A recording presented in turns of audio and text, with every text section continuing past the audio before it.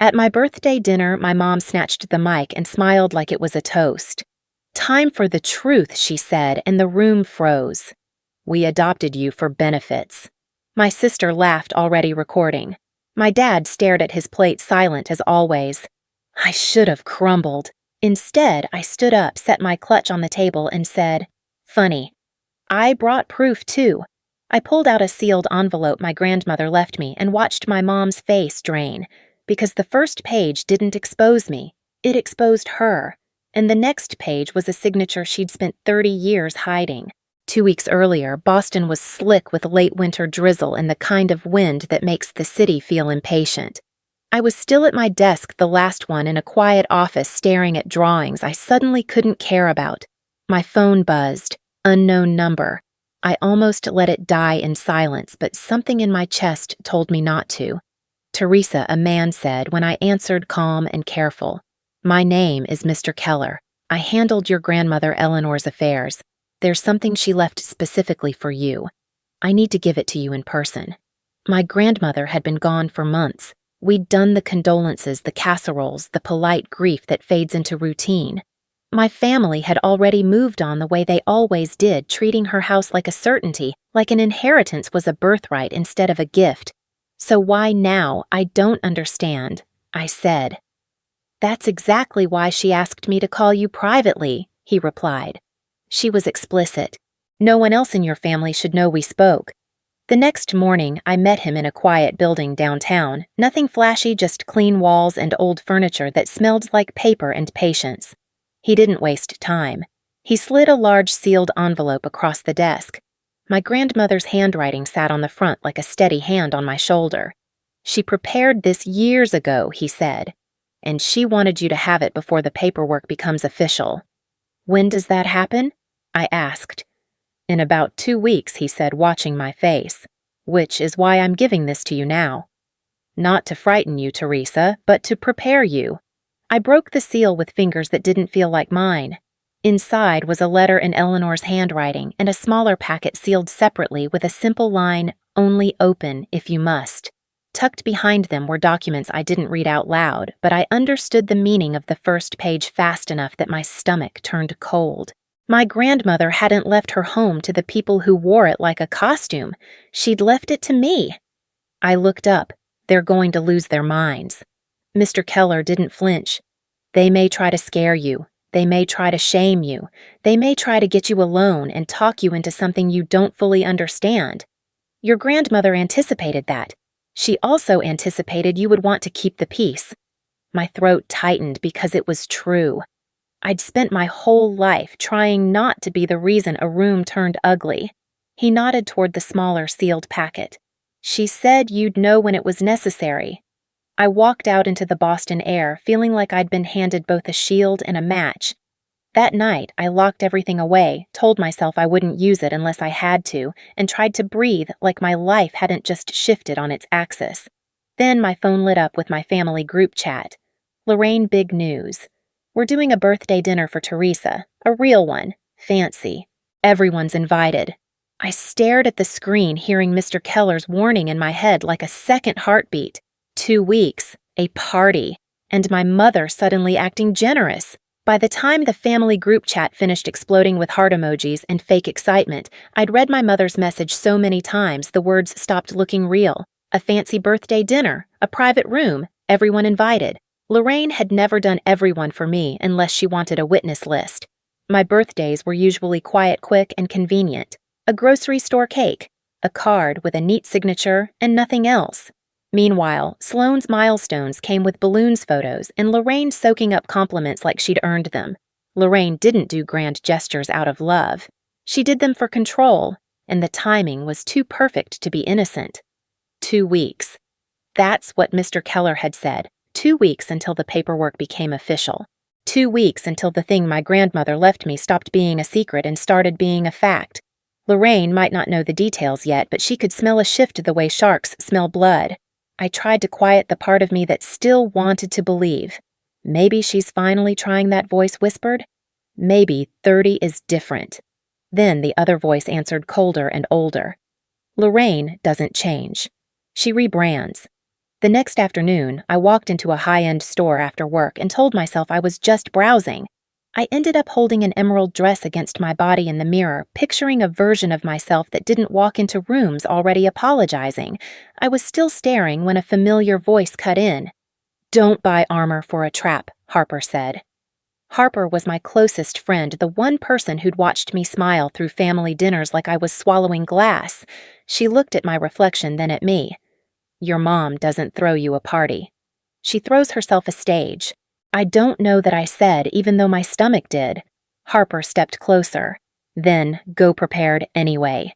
Whatever you're holding back, whatever you're afraid to use, bring it. If she's being genuine, you won't need it. If she's not, you'll be glad it's in your hand." That night, I laid the sealed envelope on my kitchen table. My grandmother's handwriting stared up at me, steady and unafraid. I read her letter again, then looked at the smaller sealed packet and left it untouched. Not yet. I wasn't going to light a match unless someone forced my hand. My phone buzzed. Sloane had posted a short story to her close friends, a video of her testing her camera angle, smiling like she was waiting for a punchline. The caption said, "Big night. Don't miss it." My throat went tight, but my hands stayed calm. I slid the envelope into my clutch, snapped it shut, and whispered to the empty room. Fine. If Lorraine wanted an audience, she was going to get one. Just not the ending she'd scripted. The restaurant was the kind of place where everything whispered money.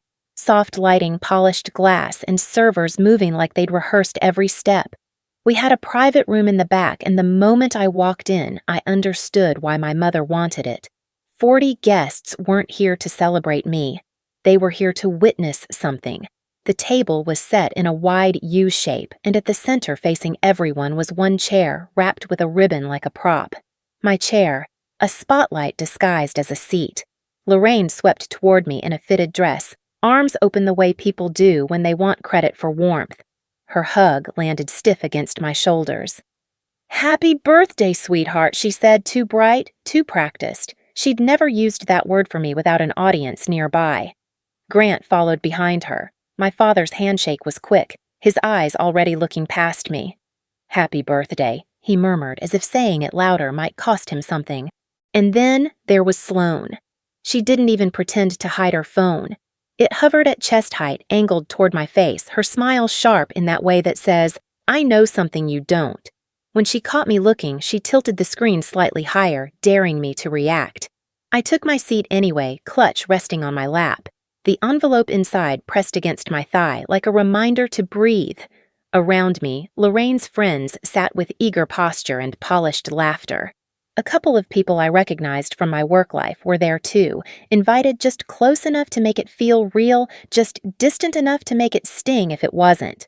Lorraine had always been good at mixing performance with plausibility. Dinner arrived in smooth courses and smoother conversation. People asked safe questions. Work, weather, travel plans.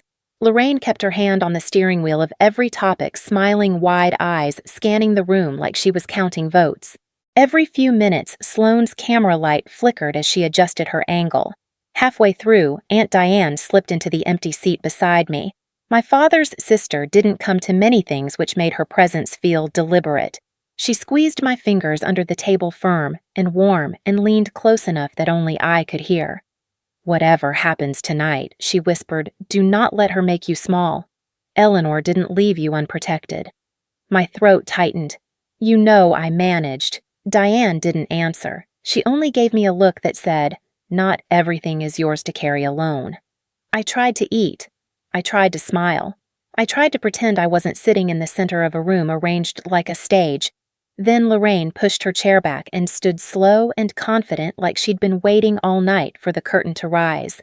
She walked to the small podium in the corner and tapped the microphone.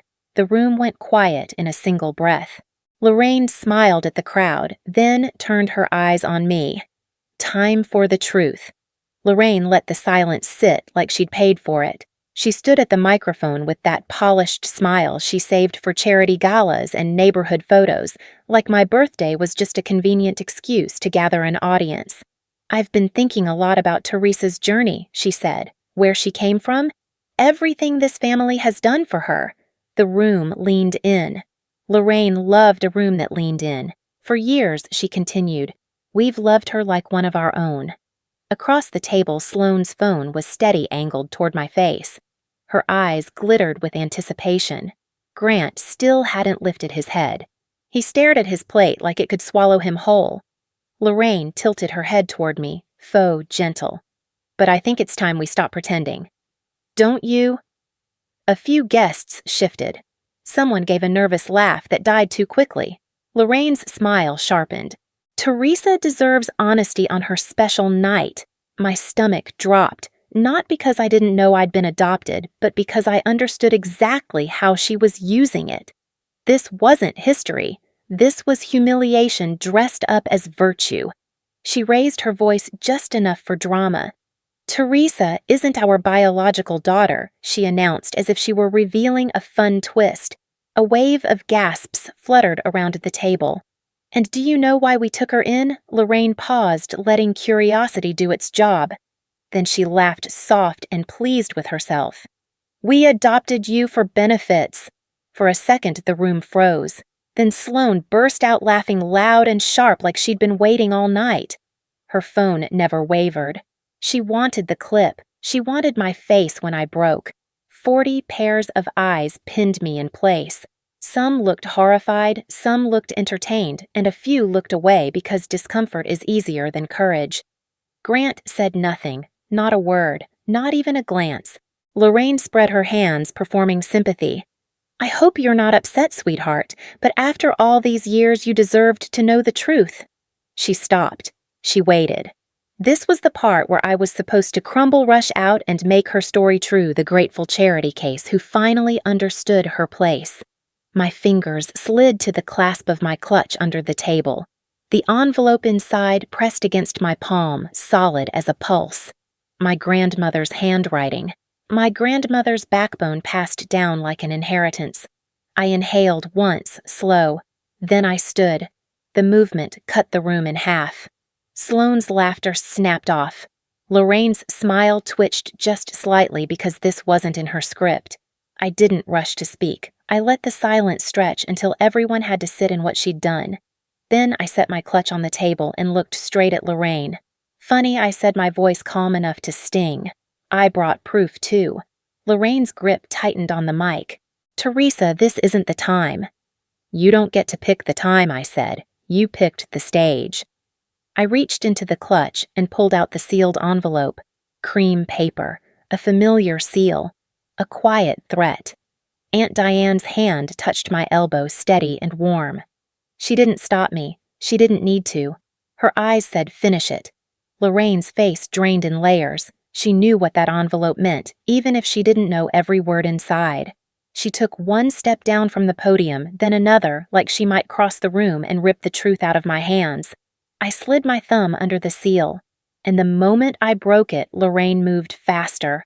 Lorraine moved off the podium like she was coming to take her microphone back from me, only this time the thing in my hands wasn't a prop. It was a weapon she couldn't control.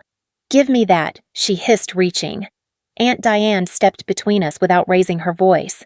Lorraine, sit down. For a split second, my mother looked like she might try to push past her. Then she remembered where she was. 40 people, white tablecloths. A room full of witnesses she'd invited for my humiliation, not hers. I kept my hands steady and slid the first page out of the envelope. Paper doesn't look dangerous. That's why it is. I'm not here to argue, I said. You wanted truth. Here it is. Lorraine forced a laugh that didn't land. This is ridiculous. It's my daughter's birthday. We're not doing paperwork. You made it paperwork the moment you called my life a benefit, I said. I lifted the page just high enough for the nearest guests to see the signature line at the bottom, the part people recognize even if they don't understand the rest. My grandmother left her home to me, I said clearly. Not to you. Not to Sloane. Not to anyone who treated her like a bank account. The room didn't explode. It shifted. A slow, stunned ripple of whispers. Chairs creaked. A couple of people looked at Lorraine the way you look at someone who's been caught lying in public. Grant finally lifted his head, but he still didn't speak. His eyes were wet and helpless, like regret was the only language he knew. Lorraine's smile cracked at the edges. That can't be right. Eleanor would never. I pulled out the second page, my grandmother's letter, and I didn't read the whole thing. I read the part that mattered. My dearest Teresa, I began voice even. If you're hearing this in a room full of people, it means Lorraine has done what she always does. She has tried to shrink you in public so she can control you in private. Lorraine's face drained so fast it looked like the lights changed. I continued, careful, precise. She will call you ungrateful. She will call you a mistake. She will tell people you were taken in for benefits because she wants them to believe you were lucky to be chosen. Sloane's phone dipped. Her laughter was gone. Her eyes flicked around the table like she'd just realized the crowd wasn't on her side anymore. I reached back into the envelope and pulled out the last items, a thin stack I hadn't wanted to use. And because I knew you'd try to turn my birthday into a spectacle, I said I also brought the receipts. I didn't list formats. I didn't need to. Payments and bills, I said, tapping the papers once. Around $30,000 over the last few years charged as house expenses. My grandmother kept records, thorough ones. A man near the far end of the table let out a low sound of surprise. Someone else whispered, "Lorraine?" Lorraine's mouth opened, then closed. Her eyes darted to faces that wouldn't rescue her. "This isn't a conversation you can edit," I said softly. "And it's not a story you can spin." For the first time all night, she looked afraid of what people would think more than she hated me. She backed up a step, then another, as if the room itself had turned against her. Then she grabbed her purse, turned sharply, and walked out. Not slowly, not gracefully. She ran out of her own party like the building was on fire. The door swung shut behind her. The silence she'd wanted for me finally belonged to her. What happened in today's story points a real issue a lot of people don't have words for yet. Public humiliation used as control, dressed up as truth. Here's a pattern we see all the time. They don't choose a quiet moment at home because a quiet moment gives you room to think and respond. They choose a stage, a dinner, a party, a family gathering, somewhere you are expected to smile and keep the space.